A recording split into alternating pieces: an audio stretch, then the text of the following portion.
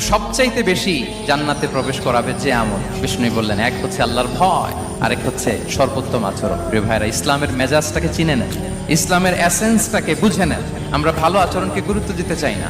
অনেক নামাজি লোক দেখবেন নামাজ পড়তে পড়তে কপালে কালো দাগ ফেলে দিছে, বাসায় বউয়ের সাথে খারাপ আচরণ করে, খিটখিটে মেজাজের, প্রতিবেশীর সাথে শুধু ঝগড়া, কলিগদের সাথে ঝগড়া, মারামারি, দুঃসম্পর্ক, এরকম আছে না? নাই বলেন, আছে না?